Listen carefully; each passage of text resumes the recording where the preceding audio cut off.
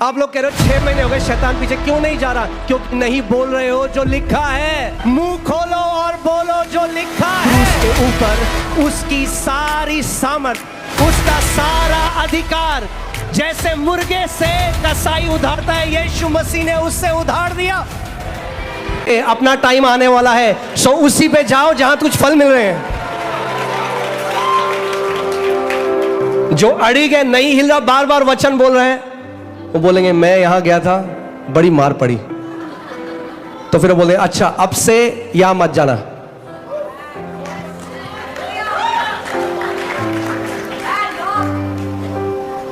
आमीन।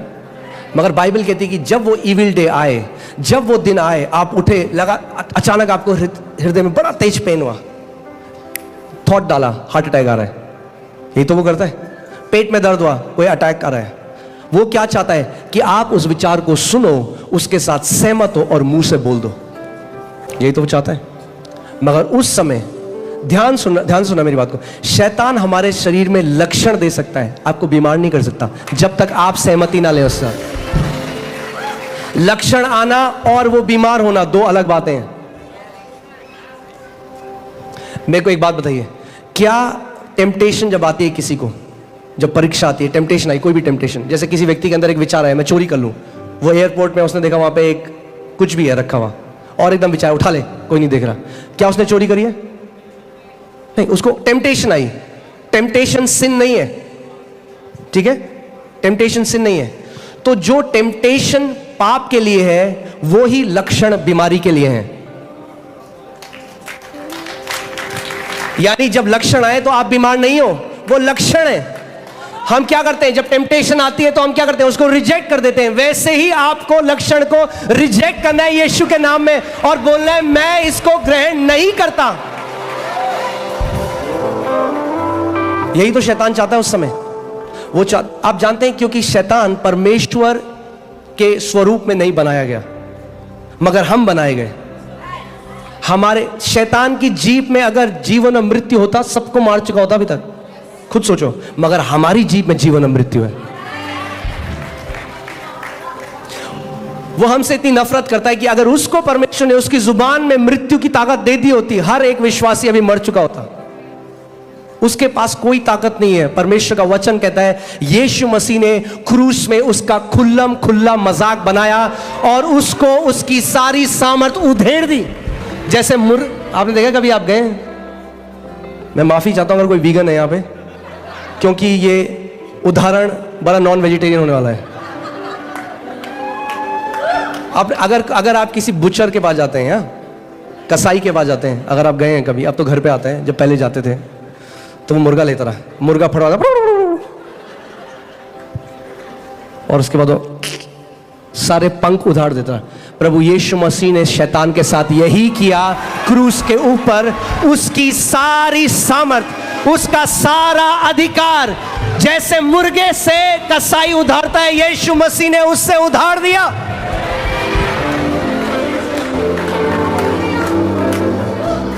अब उसके पास उतनी ही सामर्थ है जितनी आप उसे देते हो। और कैसे दे, वो जानता है, वो ये बात जानता है। क्यों नफरत करता है हमसे? क्योंकि हमें परमेश्वर ने अपने स्वरूप में बनाया।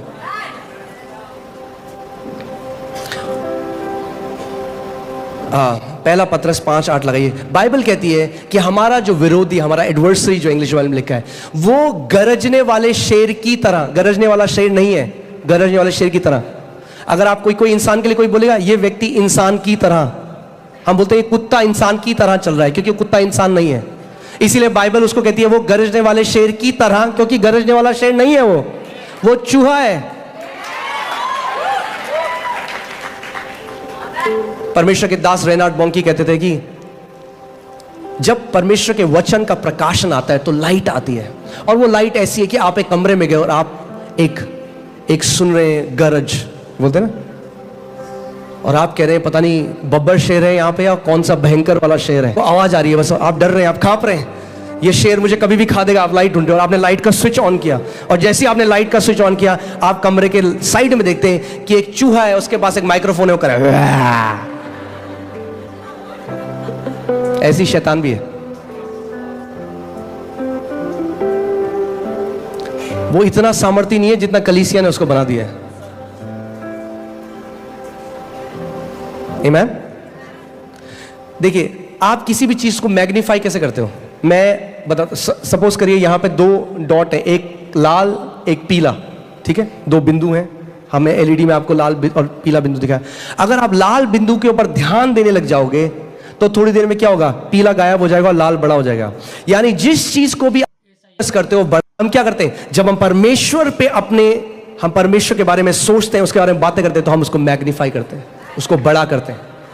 मगर वैसी कई मसीह हैं, वो शैतान को मैग्नीफाई कर रहे हैं, क्योंकि 24 घंटे बात करते हैं, अरे शैतान ने ये कर दिया, हमारे ऊपर जादू टोना हो रखा है, शैतान ने हमारे लिए ये कर दिया। तो वो क्या कर रहे हैं? और शैतान कहता है, वाह, इनविटेशन आया आज मेरे पास रजौरी गार्डन से,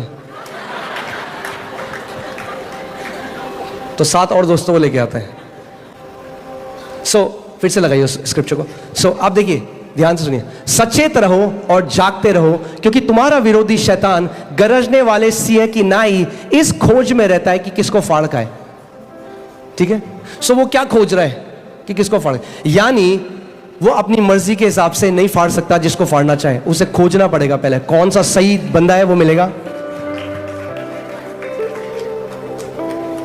ऐसा नहीं है कि किसी को भी खोज के फाड़ देगा, ऐसा होता है सबको फाड़ देता आज तक, तो वो ढूंढ रहा है। आप जानते हैं इजरायली क्यों मर गए उस रेगिस्तान में? आप जानते हैं क्यों? क्योंकि वो कुड़कुड़ाने और बुड़बुड़ाने लगे। जैसे जब हम प्रेस करते हैं, परमेश्वर की आराधना करते हैं और हम परमेश्वर के नाम को मैग्नीफाई करते हैं, और बाइबल बताती है स्वर्गदूत एक्टिवेट हो जाते हैं, वैसे ही जब कोई व्यक्ति कुड़कुड़ाता और बुड़बुड़ाता है तो वो डिस्ट्रॉयर को रिलीज कर देता है अपने जीवन में, नाश करने वाले को रिलीज कर देता है।